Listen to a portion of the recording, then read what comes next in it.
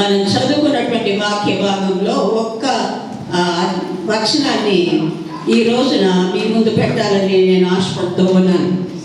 ద్వితీయోపదేశకాండం 33వ అధ్యాయము 27వ వచనం.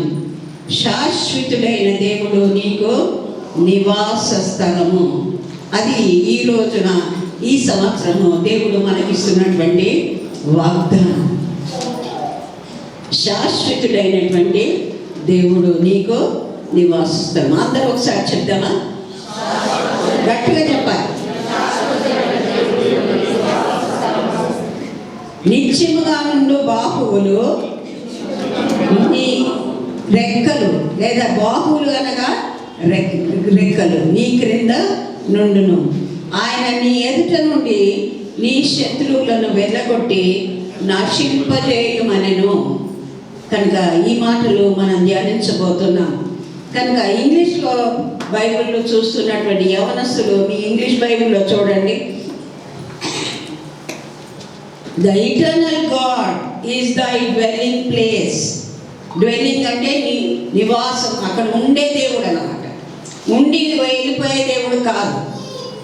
And underneath are the everlasting wings and he thrust out the enemy from before thee and said, destroy. ఈ మాటలు మనం ఈ రోజున ధ్యానం చేయబోతున్నాం. మన దేవుడు ఎటువంటి దేవుడై ఉన్నాడు అని ముందు మన దేవుని గురించినటువంటి గొప్పతనాన్ని మనం అర్థం చేసుకున్నప్పుడు, ఆయన గొప్పతనాన్ని బట్టి, ఆయన ప్రేమను బట్టి, ఆయన కృపను బట్టి దేవుడు మనల్ని ఏ విధంగా ప్రేమిస్తున్నాడో మనం గ్రహించగలుగుతాం. ఆయన గొప్ప దేవుడు. మన దగ్గరికి రావడానికి ఆయనకు అవసరమే లేదు, కానీ మనల్ని ప్రేమిస్తున్నాడు కనుక మన దగ్గరకు వస్తున్నాడు. కనుక మన దేవుడు ఆయన సెల్ఫ్ ఎగ్జిస్టెంట్, ఆయన స్వయంభవుడు. ఆయనను ఎవరు సృష్టించలేరు, ఆయనను ఎవరు కనలేదు, ఆయన ఎక్కడి నుండో పుట్టలేదు. He himself is life. ఆ సెల్ఫ్ ఎగ్జిస్టెంట్ అనేటువంటి మాటకు అర్థం ఏంటంటే, అక్కడ ఆది నిత్యములో ఉండేవాడు, అంత్యనిత్యంలో కూడా ఉండేవాడు. ఆయనకు ప్రారంభము లేదు, అంతము లేదు. There is no beginning and there is no end for him. అది మనం ముందు గుర్తించాలి. మనం ఏమనుకుంటామంటే మనం ఆయన కంటే గొప్పవాళ్ళం, ఆయన్నే మనం కేర్ చేసేది, ఆయన చెప్తూ ఉంటాడులే, ఆయన వాక్యంలో ఆ విధంగా ఉంటుంది, కానీ ఇది ప్రాక్టికల్గా మనం చేయలేము అని అనుకుంటాం. కానీ ఆయన శక్తిమంతుడైనటువంటి దేవుడు. మరి మోషేతో నీ పేరేమని మోషే అడిగినప్పుడు, ప్రజలు నన్ను అడుగుతారు నీ పేరేమని, నేనేం చెప్పాలి అని మోషే అడిగినప్పుడు ఆయన చెప్తున్నటువంటి మాట ఏంటంటే, నేను ఉన్నవాడను అనువాడు. ఉంటాడైనా ఒకసారి ఉండి ఒకసారి లేకుండా ఉండే దేవుడు కాదు. కొద్ది కాలం నుండి ఆయన వెళ్ళిపోయే దేవుడు కాదు. కనబడకుండా పోయే దేవుడు కాదు. ఆయన మధ్యలో వచ్చినటువంటి దేవుడు కాదు. ఆయన ఉన్నవాడు అని చెప్పేవాడు, ఉన్నవాడు అనువాడు. కనుక ఈ ఉన్నవాడు అనువాడైన దేవుడు, స్వయంభవుడైనటువంటి దేవుడు, ఆదియు అంతమును లేనటువంటి దేవుడు ఏమి మనకు చేయగలుగుతాడు? అక్కడ దేవుడు నీకు నివాస స్థలమై ఉన్నాడు. మనతో కూడా ఉండేటువంటి దేవుడు మనకి ఏమి ఇవ్వగలుగుతాడు, మనకి ఏమి ఇస్తున్నాడు, మనం ఏమి ఆయన దగ్గర నుండి పొందుకుంటున్నాం అనే విషయాలను మనము గ్రహించాలి. కనుక అక్కడ ఉన్నటువంటి మాటలు మనం జ్ఞాపకం చేసుకున్నట్లయితే బైబిల్ అంతట్లో దేవుడు మరి ప్రజలకు చేస్తున్నటువంటి మాటలు మనము గుర్తించగలుగుతాం. కనుక మొట్టమొదటిగా ఆయన మనకి ఏమిస్తున్నాడంటే, ఆయన మనకు ఎక్కడైతే ఆదరణ లేదో అక్కడ ఆదరణ ఇస్తున్నాడు. ఎవరికైతే ఆకలి దప్పులు ఉన్నాయో వారికి ఆహారం ఇస్తున్నాడు, నీళ్ళని ఇస్తున్నాడు. కరువులు వచ్చినా, పంటలు పండకపోయినా, వర్షాలు కురవకపోయినా, ఏది జరిగినా మనుషులను మాత్రము ఆయన ఆహారం లేకుండా పెట్టలేదు.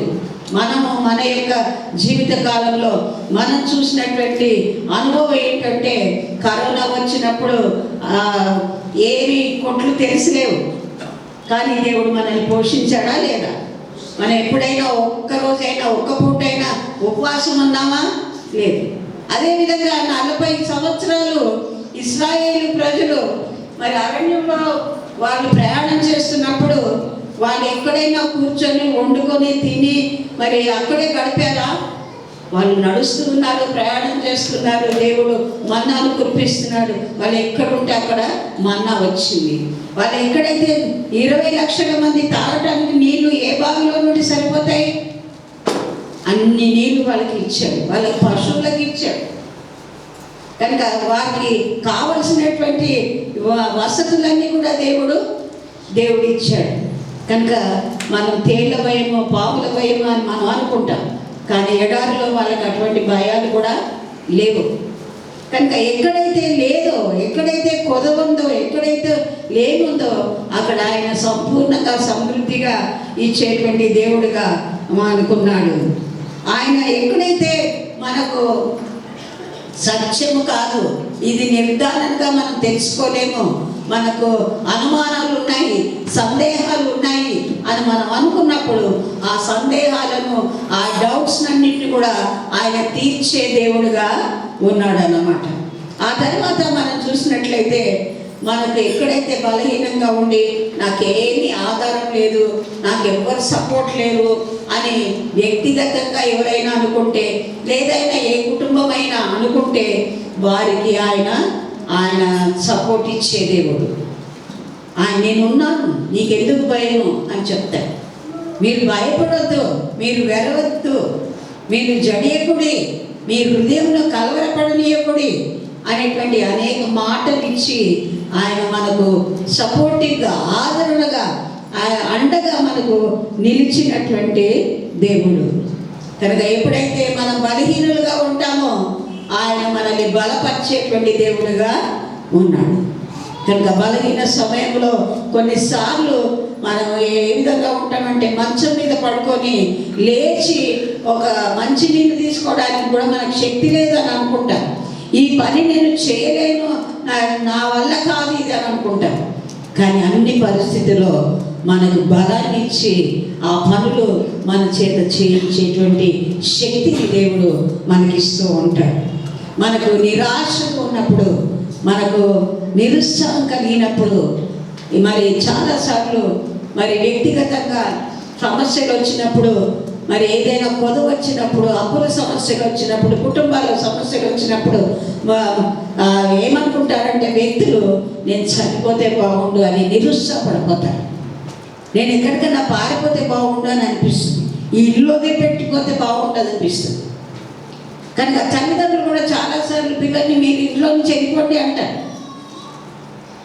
మరి పిల్లలు కూడా తల్లిదండ్రులు లెక్క చేయకుండా ఉన్నటువంటి పరిస్థితులు కూడా ఉన్నాయి. కానీ అటువంటి పరిస్థితుల్లో కూడా ఆయన చాలిన దేవుడిగా మనకున్నాడు. ఆ ఆసక్తిని, ఆ యొక్క ఉత్సాహాన్ని మనకు కలుగజేసి జీవితం మీద మనకి ఇంట్రెస్ట్ కలుగజేస్తూ ఉన్నాడు.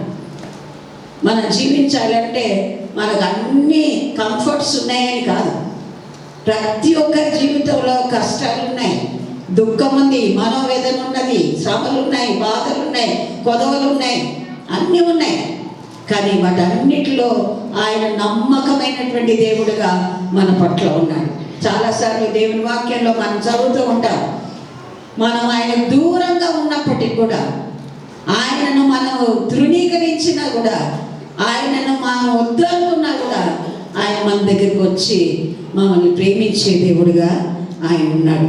ఉత్సాహం లేనప్పుడు ఆ ఉత్సాహాన్ని కలుగజేసేటువంటి దేవుడుగా ఉన్నాడు. నాకు ఎక్కడి నుండి సహాయం రావట్లేదు, నన్నెవరు నాకు సహాయం చేయట్లేదు, ఆర్థికంగా సహాయం చేయట్లేదు, నా పనిలో సహాయం చేయట్లేదు, నా బర్డన్స్లో, నా భారంలో ఎవరు నాతో కూడా ఉండట్లేదు అని మనం అనుకున్నప్పుడు ఆయన నేను నీకు తోడుగా ఉంటాను అంటాడు. నీ భారాన్ని నా మీద మోపమంటున్నాను, ఆ భారాన్ని నేను మోస్తాను, నీ మోయక్కర్లేదు అని అంటాడు. కనుక ఆయన అంత మంచి దేవుడు. కనుక ఇవన్నీ మనం అనుభవిస్తున్నామా లేదా? మీకు మీరుగా ప్రశ్నించుకొని జవాబు చెప్పుకోండి. ఆయన నమ్మదగిన దేవుడు కనుక ఇవన్నీ మనకిస్తున్నటువంటి దేవుడు. కనుక ఆయన నమ్మదగిన దేవుడు, ఆయన శాశ్వతుడైనటువంటి దేవుడు, సదాకాలం ఆయన జీవించేవాడు. ఆయన సదాకాలం ఉంటాడు, ఎప్పుడు ఉంటాడు. మనం ఒక జన్మదినాన్న పుట్టి మరణదినాన్న మరణించి ఈ లోకం నుండి వెళ్ళిపోతాం. కానీ ఆయన నిరంతరము జీవించువాడై ఉన్నాడు. హీఈస్ ఎ ఇటర్నల్ గాడ్. అందుకే అంటారన్నమాట, ఆయన శాశ్వతుడైనటువంటి దేవుడు. అందుకే అంటాడన్నమాట. ప్రకటన గ్రంథం 1వ అధ్యాయం 8వ వచనంలో ఉన్నటువంటి మాట ఏంటంటే, ఆయన అల్ఫా ఒమేగా అయినటువంటి దేవుడు. అల్ఫా అనేటువంటి మాటకు అర్థం ఏంటంటే, హీబ్రూ గ్రీక్ భాషల్లో మొదటి అక్షరాన్ని అది సూచిస్తుంది అన్నమాట. మనకు ఏ విధంగా అక్షరాలు ఉన్నాయో తెలుగులో ఆ నుండి మరి మొదలు పెడితే బండి వరకు ఉంటాయి. అలాగే హీబ్రూ లాంగ్వేజ్లో కూడా అల్ఫా అనేటువంటి మాట ఫస్ట్ లెటర్ అన్నమాట, క్యాపిటల్ ఆల్ఫబెట్. ఒమేగా అనేటువంటిది చివరి అక్షరం అన్నమాట. కనుక నేను ఆది అంతం, ఆల్ఫా ఒమేగా, నేను మొదటి వాడను కడపటి వాడను. కనుక ఇంకో మాట మనం చూసినట్లయితే, మరి ప్రకటన గ్రంథం 1వ అధ్యాయం 18వ వచనంలో చూస్తే, మరి నేను మొదటి వాడను కడపటి వాడను జీవించువాడనై ఉన్నాను. మొదటిగా ఉండి మొదటనే ఈ లోకాన్ని విడిచి వెళ్ళలేదు, లేదా పరలోకాన్ని విడిచి వెళ్ళిపోలేదు. ఆయన నిరంతరం అన్ని చోట్ల ఉండగలిగినటువంటి దేవుడు, సర్వాంతర్వ్యామి అయినటువంటి దేవుడు. ఆయన ప్రతి ఒక్కరితో కూడా ఉండేటువంటి దేవుడు. నీతో ఉన్న దేవుడు నాతో కూడా ఉంటాడు. ప్రతి ఒక్కరితో ఉంటాడు దేవుడు. ప్రతి ఒక్కరిని చూస్తూ ఉంటాడు. ప్రతి ఒక్కరిని గమనిస్తున్నాడు. మనం మాట్లాడే మాటలు గమనిస్తున్నాడు. ఆయన జీవిస్తున్నాడు కాబట్టి ఆయన చూడగలుగుతున్నాడు. ఆయన వినే దేవుడు, చూచే దేవుడు, మాట్లాడే దేవుడు, పిలిస్తే పలికే దేవుడు. నేనున్నాను నీకు తోడుగా అని చెప్పే దేవుడు. తల్లిదండ్రులు అయ్యేటువంటి వారు కొద్ది దినాలే ఉంటాయి, అంటే వాళ్ళు గతించిపోతారు, కొన్ని రోజులే ఉంటారు. పిల్లలు కూడా తల్లిదండ్రులతో వివాహం అయిన తర్వాత ఎవరి కుటుంబాలు వాళ్ళే, కానీ కొద్ది రోజులే ఉంటాం మనం ఒకరితో. తల్లిదండ్రులైనా, పిల్లలైనా, బంధువులైనా, స్నేహితులైనా, అక్కచెల్లెళ్ళైనా, అన్నదమ్ములైనా కొద్ది రోజులే. కానీ నిరంతరము ఉండేవాడు, మనతో కూడా ఉండేవాడు ఆయన మాత్రమే, ఆ దేవుడు మాత్రమే. ఆయన జీవించుచున్నాడు కనుక ఆయన సర్వశక్తిమంతుడు, ఆల్ పవర్ఫుల్ గాడ్. ఆయనకు అసాధ్యమైనది ఏది కూడా లేదు. ఆయనకి ఇది చేయలేడు, ఇంతవరకు చేశాను, ఈ చాలే ఇక నేను చెయ్యను అని మనతో చెప్పే దేవుడు కాదు. ఎన్ని పరిస్థితుల్లో ఎన్నిసార్లు ఆయన దగ్గరికి వెళ్ళినా అన్నిసార్లు దేవుడు మనకు సహాయం చేస్తాడు. ఆయన శక్తిమంతుడు, ఈజ్ ఎ రిసోర్స్ఫుల్ పర్సన్. ఆయన దేవుడు, ఆయనలో అన్నీ ఉన్నాయి, సర్వము గుప్తమై ఉన్నాయి ఆయనలో. కానీ మనకి ఏది కావాలంటే అది దేవుడు ఇవ్వగలుగుతాడు. అందుకని ఆయన దేవుడు. కొందరిని చూస్తే మనము ఒకప్పుడు సడన్గా నేను దేవుడిని, నేను దేవతని అని బయటకు వస్తాడు. కొన్ని రోజులైనా కనపడదు. కానీ యేసు ప్రభువు కానీ, తండ్రి అయినటువంటి దేవుడు కానీ, పరిశుద్ధాత్మ దేవుడు కానీ, ఆ సృష్టి ఆరంభంలో ఉన్న దేవుడు, మరి ప్రకటన గ్రంథం అంతం వరకు కూడా ముగ్గురు ఉన్న త్రిత్వమైనటువంటి దేవుడు, ఏకత్వాన్ని కలిగినటువంటి దేవుడు, జీవించువాడు, నిరంతరము ఉండేటువంటి దేవుడు. అంతేకాకుండా ఆయన ఆల్మైటీ గాడ్, సర్వశక్తిమంతుడు, సార్వభౌముడైనటువంటి దేవుడు. కనుక ఆయన మనకు దేవుడుగా ఉండటము మనకు ఎంతో భాగ్యం, మన అదృష్టం అన్నమాట. ఆయన మన పిల్లలుగా అంగీకరించాడు అంటే మనం ఆయన పిల్లలుగా ఉండటము మనకు ఒక ధన్యత అన్నమాట. ఆయన ఆల్మైటీ గాడ్. అండ్ ఆయన శక్తి ఇన్ఫైనైట్, మితి లేనటువంటి శక్తి కలిగినటువంటి దేవుడు. పరిమితి కలిగినటువంటి శక్తి కాదైనది, కొదవలేనటువంటి శక్తి కలిగినటువంటి దేవుడు. ఒకవేళ నాకు ఆ శక్తిని చూపించి నా పక్కనున్న వాళ్ళకి నేను మరి పలాని వాళ్ళకి నా శక్తిని ఇచ్చాను, ఇంకా మీకు శక్తిని ఇవ్వడానికి నా దగ్గర లేదు అని చెప్పే దేవుడు కాదు. నీకెంత శక్తిని చూపిస్తాడో ఇతరులకు కూడా అంతే శక్తిని చూపిస్తాడు. ఆల్ పవర్ఫుల్ గాడ్ కనుక ఎల్లప్పుడూ మనతో కూడా ఉండేటువంటి దేవుడు కనుక అందుకనే యేసు ప్రభు పుట్టినప్పుడు ఆయనకు పేరు పెట్టారు. ఏమని? ఇమ్మానుయేలు. ఇమ్మానుయేలు అనేటువంటి పేరుకు అర్థం ఏంటంటే దేవుడు మనకు తోడు. మీకు తోడై ఉన్నాడా? మీకు తోడై ఉంటే మీ ప్రవర్తన అంతటి మీద ఆయన అధికారాన్ని ఒప్పుకుంటాం. మన ఇష్టానుసారంగా ప్రవర్తించం కదా. ఆయనకు ఇష్టానుసారంగా మనం ప్రవర్తిస్తాం. ఆయనకి ఏది ఇష్టమో, ఆయనకి ఏది ప్రీతికరమో, ఆయనకి ఏది మహిమ కలుగుతుందో ఆ విధంగా మనం ప్రవర్తిస్తాం. కనుక ఆయన ఇమ్మానుయేలు అయినటువంటి దేవుడు, సదాకాలము మనకు తోడై ఉన్నటువంటి దేవుడు. బైబిల్ గ్రంథం అంతా కూడా మీరు క్రమంగా చదివినట్లయితే ప్రతి ఒక్క భక్తునితో ఉన్న దేవుడు ఆయన. అబ్రహాముతో ఉన్న దేవుడు, యాకోబుతో ఉన్నటువంటి దేవుడు, యోసేపుతో ఉన్న దేవుడు, మరి మోషేతో ఉన్నటువంటి దేవుడు, ఇశ్రాయేలు ప్రజలతో ఉన్న దేవుడు, నూతన నిబంధనలో అపోస్తులతో కూడా ఉన్న దేవుడు, ఈ దినాన అపోస్తులను కాకుండా పాపులుగా ఉన్నటువంటి మనతో కూడా ఉండే దేవుడు ఆయన. అదే ధన్యకరమైనటువంటి జీవితాన్ని దేవుడు మనకిస్తున్నాడు అన్నమాట. కనుక ఆ మాటకు వస్తే మత్తయి రాసిన సువార్త 28వ అధ్యాయం చివరి 20వ వచనంలో, ఇదిగో సదాకాలము నేను మీతో కూడా ఉన్నాను అని వారితో చెప్పాను. ఉన్నాను అని చెప్తున్నాడు. ఉన్నాను అంటే ఏంటి? ముందు ఉన్న వాళ్ళతో కూడా ఉన్నాడు, ఇప్పుడున్న వాళ్ళతో కూడా ఉంటాడు, మనం లేకుండా మన తర్వాత పుట్టిన వాళ్ళతో కూడా ఆయన ఉంటాడు. ఉన్నాను అని ఆయన పాస్ట్ టెన్స్ అనేది లేదండి. కనుక ఆయన మనతో కూడా ఉండేటువంటి దేవుడు. మరి మీతో కూడా ఉన్నాడు అని మీరు అనుభవిస్తున్నారా? దేవుడు నీలో ఉన్నాడా? నీతో కూడా ఉన్నాడా? నీ చుట్టూ ఉన్నాడా? నీ హృదయంలో ఉన్నాడా? నీకు తోడుగా ఉన్నాడా? నీతో వస్తున్నాడా? నువ్వు ఎక్కడికి వెళ్తే అక్కడికి నీతో రాగలుగుతాడా? కనుక జ్ఞాపకం పెట్టుకోవాలి. నేను దేవుడు ఉన్నాడు అని అంటే చర్చికి వచ్చినంత మాత్రం దేవుడు నాతో లేడు. ఆయనకి ఇష్టమైనది చేస్తేనే నాతో ఉంటాడు. మనం ఎవరితో ఫ్రెండ్షిప్ చేస్తామండి? మనకి ఇష్టమైన వాళ్ళతో, మనకు అనుకూలంగా ఉన్న వాళ్ళతో స్నేహం చేస్తాం. అదేవిధంగా ఆయనకి ఇష్టమైన వాళ్ళతో ఆయన ఉంటాడు. అది గ్రహించి అందరితో ఉండడు. ఎవరు నా నామమునకు వణికి భయపడుతున్న వారితో కూడా నేను ఉంటాను. దేవునికి భయపడుతున్నామా?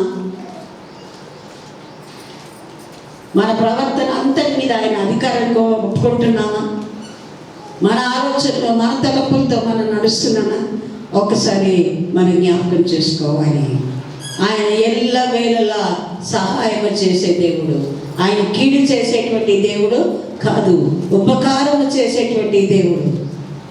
ఆయన తోడుగా ఉండేటువంటి దేవుడు. ప్రతి ఒక్కరికి లోకంలో ఇక్కడ ఉన్నటువంటి వారే కాదు, ఈ యొక్క సంఘంలో లేనటువంటి ఇతరులకు కూడా కష్టాలున్నాయి, నష్టాలున్నాయి, సుఖం ఉంది, దుఃఖం ఉంది, వేదన ఉంది, బాధ ఉంది, కన్నీళ్ళు ఉన్నాయి, దుఃఖం ఉంది, నిట్టూర్పులు ఉన్నాయి, శ్రమలు ఉన్నాయి, బాధలు ఉన్నాయి, నొప్పులు ఉన్నాయి, వ్యాధులు ఉన్నాయి. ఈ అన్ని పరిస్థితుల్లో కూడా ఆయన తోడుగా ఉన్నాడు. అందుకనే మనం నీ కృప నాకు చాలునని భక్తులు అనగలుగుతున్నారు. పౌలు భక్తునికి ఒక బలహీనత ఉన్నదంట.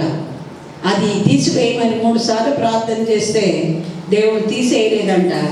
కానీ చెప్పాడు ఏంటంటే, నా కృప నీకు చాలు. నా బలహీనతని ఎందైనా నన్ను బలపరచుటకు ఆయన నాకు తోడుగా ఉన్నాడు. ఆయన కృపనిస్తూ వచ్చాడు. ఏ విధమైనటువంటి కృపనిస్తున్నాడు?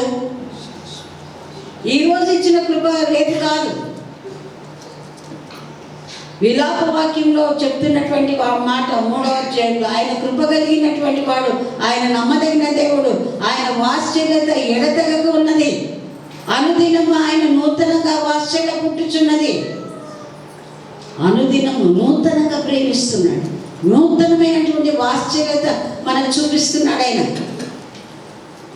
కనుక మనము ఎంత గొప్ప దేవుని కలిగి ఉన్నామో మనము అర్థం చేసుకోవాలి. అంత గొప్ప దేవుని విడిచిపెట్టి నా బుద్ధి లేని ఈ యొక్క ఆలోచనతో నన్ను నేను నడిపించుకుంటున్నాను, నా కుటుంబాన్ని నడిపించుకుంటున్నాను, నా ఉద్యోగాన్ని చేస్తున్నాను, నా శక్తి, నా బలము, నా చదువు, నా సామర్థ్యము, నా శక్తి అని నా తెలివితేటలు అని అనుకుంటున్నాం మనం.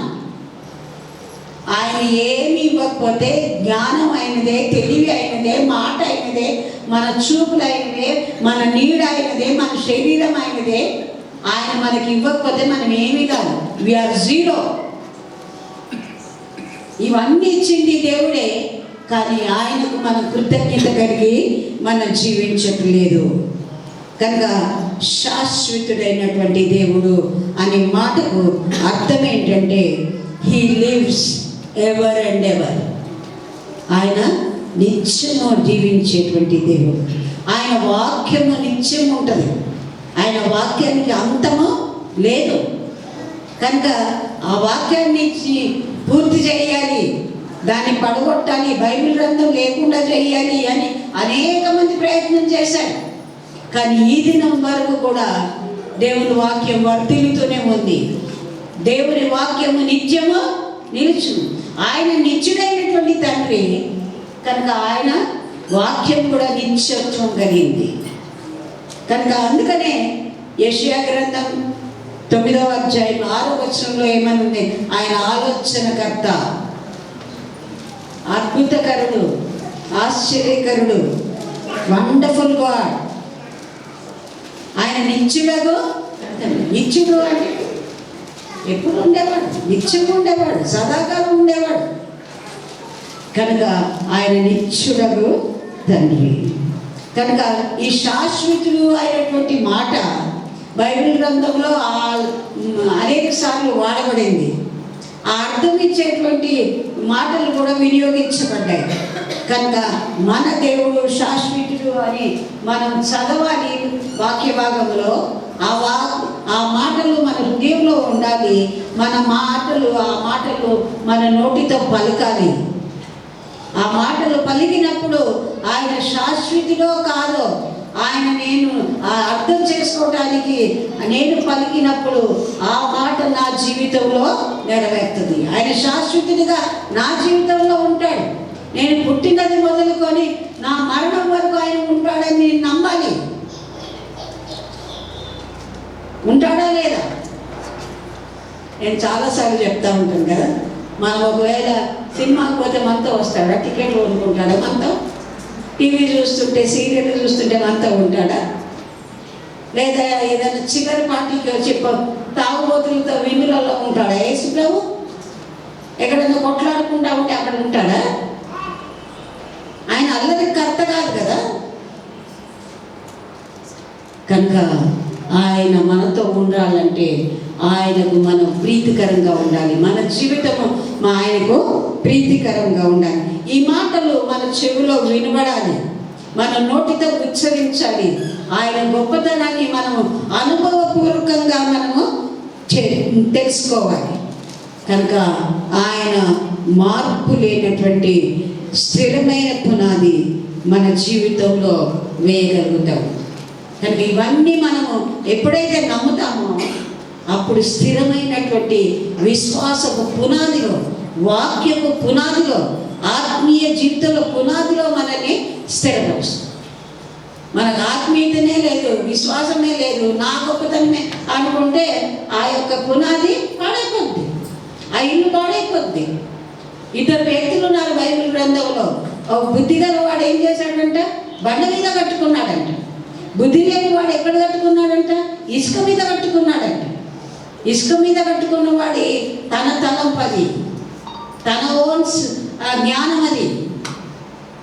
కానీ దేవుని మీద ఆధారపడటానికి ఇష్టపడలేదు. బండ మీద కట్టబడిన వాడు అంటే ఆ బండ క్రీస్తే.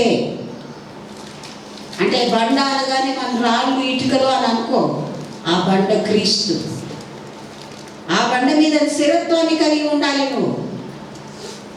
నీ జీవితాన్ని నువ్వు కట్టుకోవాలి. కనుక ఆయన అన్చేంజింగ్ గాడ్, ఆయన మార్పు లేనటువంటి దేవుడు. మారుతాడా? ఈరోజు ఒక రీతిగా రేపు ఒక రీతిగా ఉంటాడా? మనం ఉంటాం అట్లా కదా. ఈరోజు బాగానే ప్రేమ ఉంటాము, మన అవసరం తిన్నాక ప్రేమ చూపట్టకుండా అపకారం చేసే వాళ్ళంగా ఉంటాం, అంతే కదా. మన బుద్ధి మేలు పొంది మనం మర్చిపోతాము, ఆయన మేలు చేసి మర్చిపోతాడు. మన మనుషులతో కూడా అదే, మన నుండి అన్ని మేలు పొందుకుంటారు, మనకి అపకారం చేస్తారు. కానీ అటువంటి స్వభావం కల మనుషులు మనం. కానీ ఆయన అన్చేంజింగ్ గాడ్, ఆయన మార్పు లేనటువంటి దేవుడు. ఆయన ప్రేమలో మార్పు లేదు, క్షమాపణలో మార్పు లేదు, ఆయన మాటల్లో మార్పు లేదు, ఆయన వాగ్దానంలో మార్పు లేదు. ఆయన ఏకరీతిగా ఉండు దేవుడు, యుగ యుగములు ఏకరీతిగా ఉండు, మార్పు లేనటువంటి దేవుడు. అందుకని కీర్తన గ్రంథం 146 కీర్తన 6వ వచనంలో ఉన్నది, ఆయన మాట తప్పని వాడు. ఆయన మాట ఇస్తే తప్పిపోడు. మనం చాలాసార్లు మనం తప్పిపోతాం. ఒక మాటని ఇంకో మాట 10 మాటలు కలిపేస్తాం, దాన్ని ఉన్న మాటలు తీసేస్తాం. మన మాటల్లో మార్పులు ఉంటాయి. మలాకి గ్రంథం 3:6లో ఏమని ఉందంటే, నేను మార్పు లేని వాడని కనుక యాకోబు సంతతి వారైన మీరు మార్పు లేనివాడు, లయము కాలేదు అంటారు. మీరు లయం కాలేదు ఎందుకు? నేను మారిన దేవుడని. మీరు నశించిపోలేదు ఎందుకు? నేను మార్పు లేనివాడు అంటున్నాడు దేవుడు. హెబ్రీయులకు రాసిన పత్రిక 13వ అధ్యాయం 8వ వచనంలో ఏమని ఉన్నదంటే, ఆయన నిన్న నేడు నిరంతరము ఏకరీతిగా ఉండే దేవుడు. ఆయన ఏకరీతిగా ఉండే దేవుడు. ముందు అబ్రాహాముతో ఏ విధంగా ఉన్నాడో ఈరోజు మనతో కూడా ఆ విధంగానే ఉంటాడు. దానియేలుతో ఏ విధంగా ఉన్నాడో దేవుడు మనకు కూడా అదే విధంగా ఉంటాడు. కానీ దానియేలు అంతా మా భక్తి మనకు లేదు, దానియేలుకు ఉన్నటువంటి విధేయత మనకు లేదు, అబ్రాహాముకు ఉన్నటువంటి నీతి మనకు లేదు. కనుక మనం మార్పు ఉన్నందే వాళ్ళం. మన మాట మారిపోతే, చూపులు మారిపోతే, మనకు ఉద్యోగం రాగానే 2 రెక్కలు వస్తాయి. మరి నేను PhD తీసుకున్నానంటే 2 రెక్కలు వస్తాయి. కనుక ఈ విధంగా మనకున్నటువంటి ఆధిక్యతలను బట్టి మనం గర్విస్తూ ఉంటాం, అతిశయిస్తూ ఉంటాం. కానీ ఏమీ లేనప్పుడు కాళ్ళు కూడా పట్టుకోవడానికి ఇష్టపడతాం. మనలో మార్పు ఉంటుంది, ఆయనలో మార్పు ఉండదు. కనుక ఆయన ఏమై ఉన్నాడు? శాశ్వతుడు. ఆయన మార్పు లేని వాడు కనుక ఆయన శాశ్వతుడు. కనుక శాశ్వతుడైనటువంటి దేవుడు అనే మాటకు అర్థం ఏంటంటే, నీకు నివాస స్థలంగా ఉంటాడు. నీకు నివాస స్థలంగా ఉంటాడు అంటే టెంపరీ హౌస్ కాదండి. ఇదివరకు గుడిసెలు వేసుకునేవారు, గుడారాలు కట్టుకునేవారు, ఆ రీతిగా వాళ్ళు పర్మనెంట్ హౌసెస్ ఉండేవి కాదు. కానీ ఆ దేవుడు మనకు పర్మనెంట్ ప్లేస్ ఇవ్వాలని కోరుకుంటున్నాడు. Not for the same time and season. అంటే కొన్నిసార్లు మనం వాతావరణాన్ని బట్టి, సమయాన్ని బట్టి మన ఇళ్ళను మార్చుకుంటూ ఉంటాం. కనుక ఆ విధంగా మార్చే దేవుడు కాదైనా. కనుక ఆయన నివాస స్థలంగా ఉండాలని కోరుకుంటున్నాడు. శాశ్వతుడైనటువంటి దేవుడు నీకు నివాస స్థలంగా ఉండాలని కోరుకుంటున్నాడు.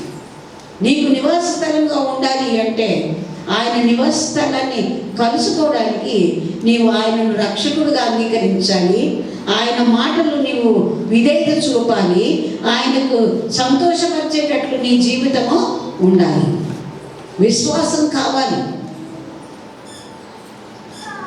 కనుక విశ్వాసము కలిగి ఉండుట దేవునికి ఇష్టం. కనుక పర్మనెంట్ ప్లేస్ మనకి ఇవ్వాలని దేవుడు కోరుకుంటున్నాడు. ఆ పర్మనెంట్ ప్లేస్లో ఎల్లప్పుడూ మనతో కూడా ఉండాలని దేవుడు కోరుకుంటున్నాడు. అందుకనే కొన్నిసార్లు ఆరాధన స్థలాల్లో మరి చెట్టు కింద వాళ్ళు కూడుకుంటారు, మరి అక్కడి నుండి మరి ఇంకో చోటి వెళ్ళిపోతారు. గుడిసెలు వేసుకున్న వాళ్ళు కూడా ఒక స్థలంలో గుడిసేసుకుంటారు. ఆ వాతావరణం సరిగ్గా లేకపోతే, వారికి అనుకూలంగా లేకుంటే ఆ నివాస స్థలాన్ని మార్చుకుంటారు. అదే పర్మనెంట్ ఇల్లుంటే మనం అక్కడే ఉంటాం. కనుక నీ హృదయము, నీ గృహము ఆయన పర్మనెంట్ ఇల్లుగా ఉన్నదా? ఆయన నీతో ఉండాలనుకుంటున్నాడు. ఆయనను నువ్వు ఆయనను ఆహ్వానించుకొని నీ గృహంలో, నీ హృదయంలో ఉండాలి అంటే నీ హృదయం ఆయనకు యోగ్యమైనదిగా ఉందా? నీ గృహం ఆయనకు యోగ్యమైనదిగా ఉందా? కుటుంబంలో ఏ ఒక్కరు తప్పిపోయినా ఆ కుటుంబంలో దేవుడు ఉండడు.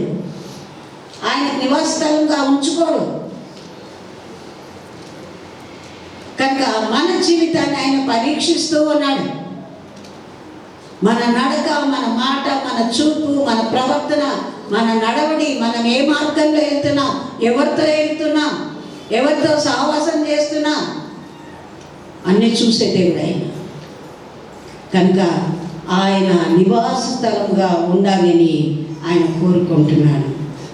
1 కొరింథీ పత్రిక 3వ అధ్యాయం 16వ వచనంలో చెప్తున్నటువంటి మాట, దేవుని ఆలయము పరిశుద్ధమైనది, మీరు ఆ ఆలయమై ఉన్నారు. For the temple of God is holy, which temple ye are. మీరే ఆలయమై ఉన్నారు. ఆయన ఉండాలనుకుంటే మీ దగ్గరే ఉండాలనుకుంటున్నాడు, మీ హృదయంలో ఉండాలనుకుంటున్నాడు. ఆయనకు నివాస స్థలంగా నీ హృదయం ఉన్నదా? ఒకసారి మనం పరీక్షించుకుందాం. 90వ కీర్తన 1వ వచనంలో మనం చూసినట్లయితే, ప్రభా తరతరములకు నివాస స్థలము నీవే, మేము ఉండే స్థలము నీవే అని మనం చెప్తున్నాం, చదువుకుంటున్నాం బైబిల్లో. కానీ మనం ఆయనకు నివాస స్థలంగా ఉంటున్నామా? యుగ యుగములకు ఆయన నివాస స్థలము నీవే. మనం ఉండాల్సిన ప్లేస్ ఏదంటే ఆయన ఉన్న చోట. ఆయన ఎక్కడ ఉంటే మనం అక్కడ ఉండాలి. నువ్వు పరిశుద్ధంగా ఉంటే ఆయన నీతోనే ఉంటాడు. కనుక ఆ విధంగా మనం చూసినట్లయితే యేసు ప్రభు మరి సిలువ వేయబడక ముందు శిష్యులతో చెప్తున్నటువంటి మాట, యోహాను సువార్త 14వ అధ్యాయము మొదటి కొన్ని వచనాలు మనం చూసినట్లయితే, మీరు మీ హృదయములను కలవరపడనీయొద్దు, వెరవనీయొద్దు, నా తండ్రి ఇంట అనేక నివాసములు ఉన్నాయి.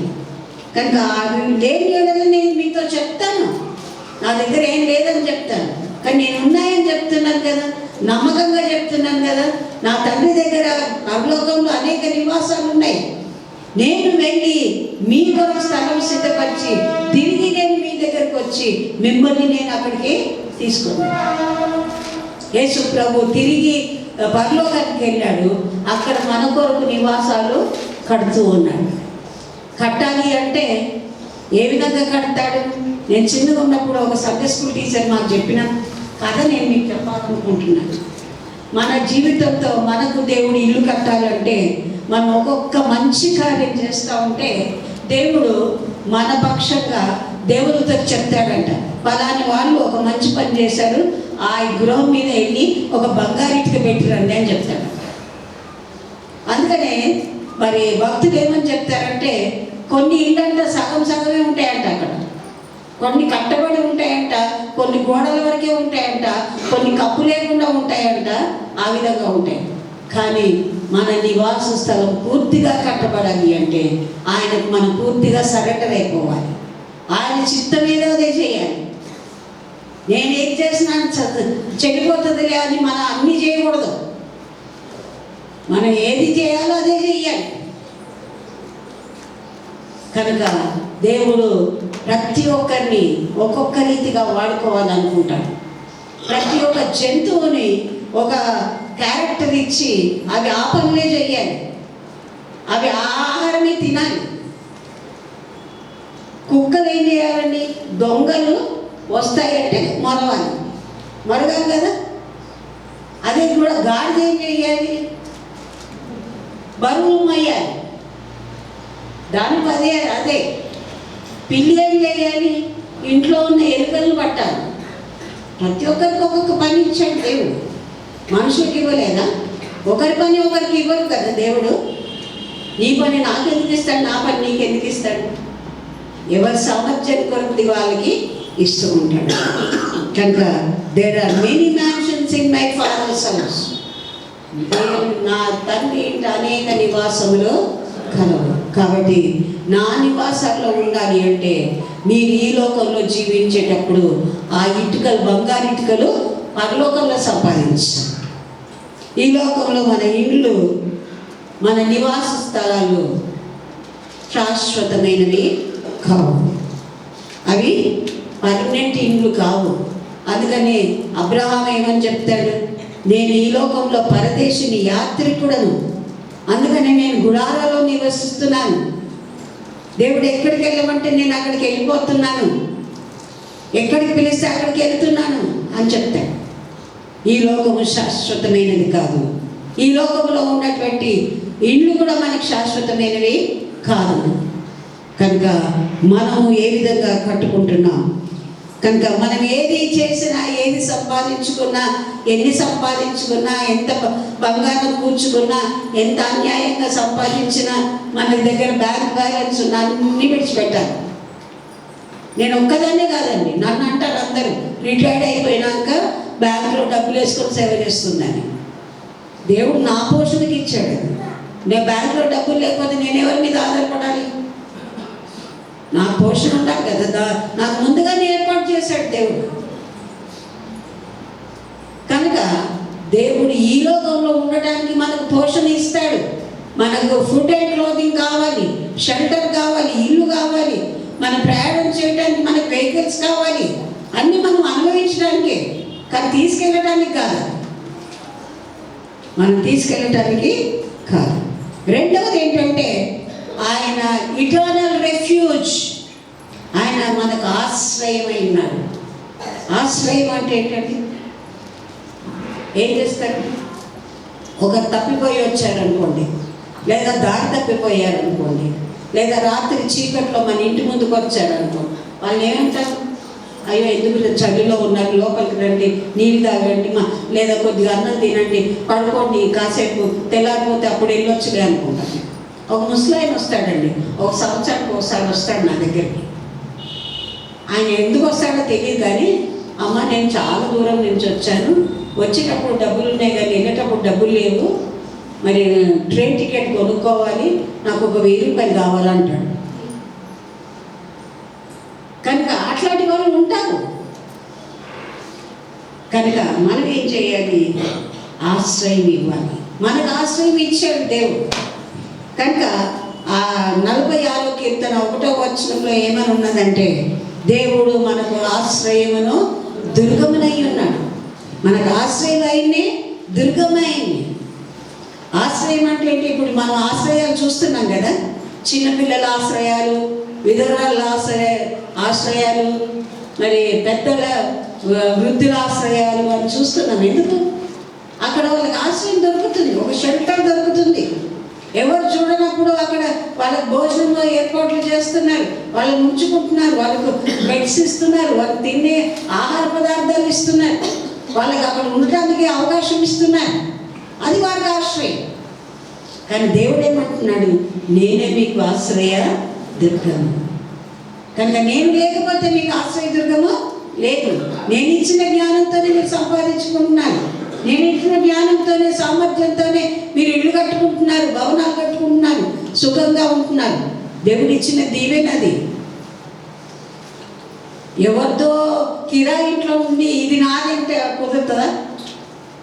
మనకు సొంతంగా సంపాదించుకుంటేనే మన ఆశ్రయం అవుతుంది. ఆ విధంగా దేవుడు సొంత గృహాలను చాలా మందికి మన సంఘంలో ఇచ్చాడు. కనుక దేవుడు ఇచ్చినటువంటి ఆశ్రయ దుర్గము ఈ లోకంలో ఇస్తాడు, పరలోకంలో కూడా ఇస్తాడు. మనం నరకంలోనికి వెళ్ళకుండా ఆయన నిత్యమైనటువంటి సంతోషంలో ఆయన మనల్ని అక్కడికి చేర్చుకుంటాడు. అది ఆశ్రయ దుర్గం. ఆయన నిత్య ఆశ్రయ దుర్గమై ఉన్నాడు. యెషయా గ్రంథం 26వ అధ్యాయం 4వ వచనంలో ఆ మాట ఉంది. కనుక ఆయన నిత్యమైనటువంటి ఆశ్రయాన్ని మనకు కలుగజేస్తాడు. కనుక ఇశ్రాయేలు ప్రజలు కూడా వాళ్ళు ఎప్పుడైతే